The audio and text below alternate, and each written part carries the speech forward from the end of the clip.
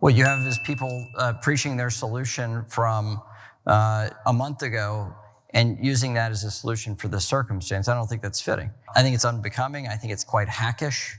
And especially in a serious circumstance like we're currently in and have just gone through, we need to be a little more patient and find out what the facts are.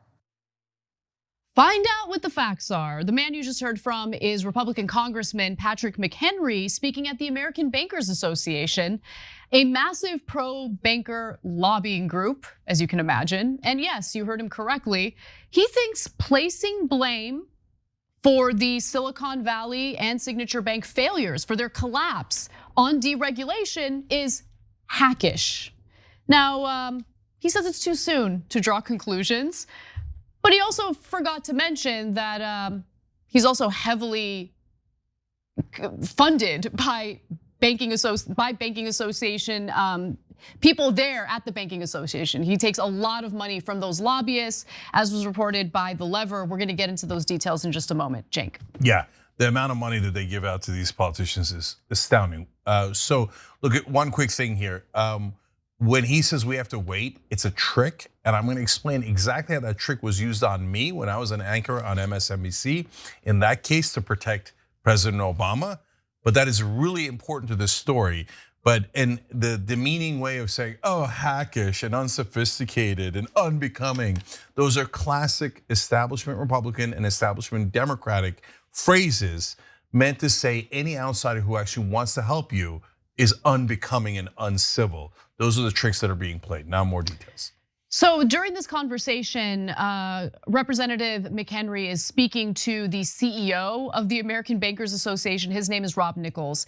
And what they're discussing was the deregulation that took place under the Trump administration in 2018. Now, the deregulation was a bipartisan effort, and Donald Trump signed it into law. And essentially what it allowed for banks to do, these regional banks, these mid-sized banks to do, is essentially increase the threshold of assets within the bank in order to have extra regulation and extra oversight. So at first the number was about $250 million, $1 billion, my bad. So 250 billion. I'm sorry, 50 billion was the original amount. So once a bank has that much in assets, 50 billion, the original law would allow for extra stress tests and oversight to ensure that the bank's practices wasn't putting the country's economy in jeopardy. But with heavy lobbying by bankers, they managed to get that threshold to go from 50 billion to 250 billion. And so Silicon Valley Bank and Signature Bank were no longer worried about that extra oversight after they passed the 50 billion mark. Now, with that said, Nichols heaped plenty of praise onto McHenry during this conversation, especially for condemning calls for stricter oversight, because keep in mind, this is the American Bankers Association meeting. I mean, they don't want more regulations, they hate regulations, they just want to maximize their profits. So let's take a look at how that portion of the conversation went. I appreciate your comments around 2155 because there have been, I think to your point of your opening remarks, some knee-jerk analysis already of what did or didn't contribute to this. Let's establish the facts first, and then we can decide what kind of appropriate response we need. We're in heated agreement, and I saw you make those very comments on Face the Nation just a number of days ago. Thank you also just for your thoughtful approach. The comments you just delivered about trying to figure out what happened and why, and then figure out what the path forward and steps should or should not be as it pertains to a legislative response is, I think, incredibly thoughtful. You've been called in the press the adult in the room at this moment, and so I just wanted to thank you for your leadership at this moment in time. I completely agree on some of the knee-jerk comments we've heard from folks. I saw an elected official the other day say, well, we need to make based on what just happened with these two banks, we've got to make banks safer, therefore let's just jack up capital requirements. I'm like, well, this is not a capital failure here. And then your comments about the overall nature of the banking system, I think, are really spot on. But it was a capital failure because 100%. there was a run on the bank And Silicon Valley Bank did not have the capital necessary to make those depositors whole as they were withdrawing money. Now, Cenk, I have one thing I want to quickly mention, because this is the thing that's incredibly frustrating about the regulations overall, right? Even the regulations before some of it was weakened in 2018. So it is considered liquid, like liquid assets, if you have investments in treasuries. Why is that considered liquid? Yeah, because you could sell them. But so let me explain. Right, but the value can go down as interest rates go up, and that's exactly what happened here. 100%. But let me explain. So first of all, that guy that's talking there and giving all that praise to the Republican is a bank lobbyist. Okay, so and understand how this game works. In 2021 alone, that one lobby, in money that we can see, let alone the dark money, let alone all the banks themselves, let alone all the other lobbies, that one bank lobby gave $141 million to politicians. And yet mainstream media says, no, that's not bribery. They just care about people's health, the general welfare.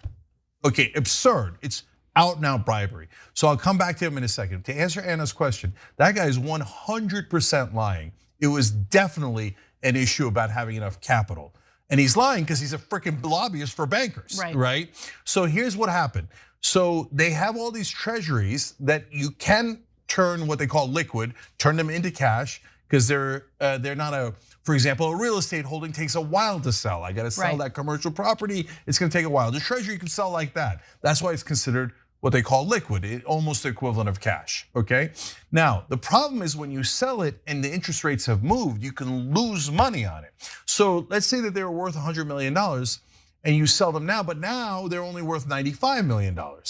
Okay, you got the $95 million, so it is cash, right?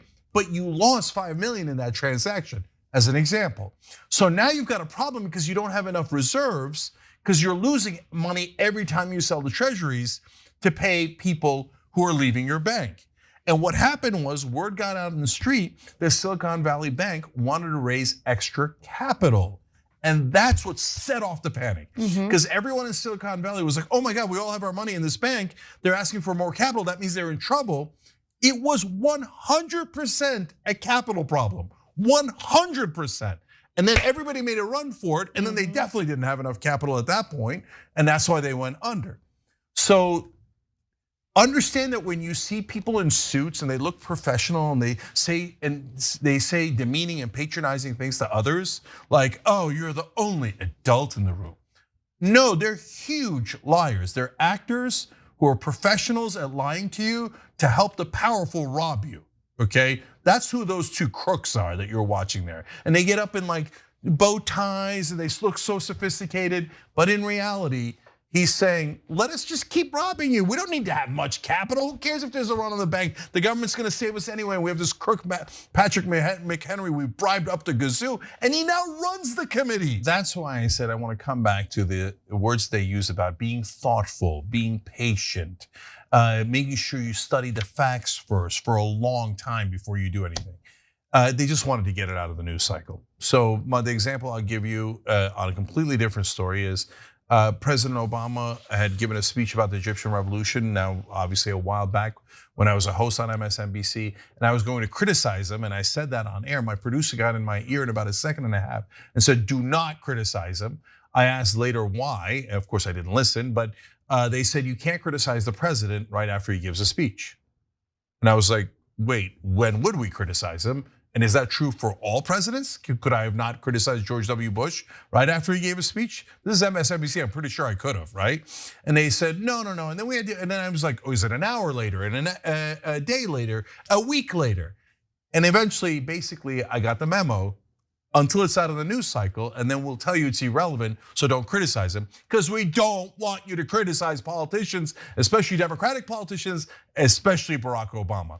But that's the same trick being played here. Oh, we'll get to it many months later when no one's talking about it anymore. They're not gonna get to it. They're not gonna actually study it.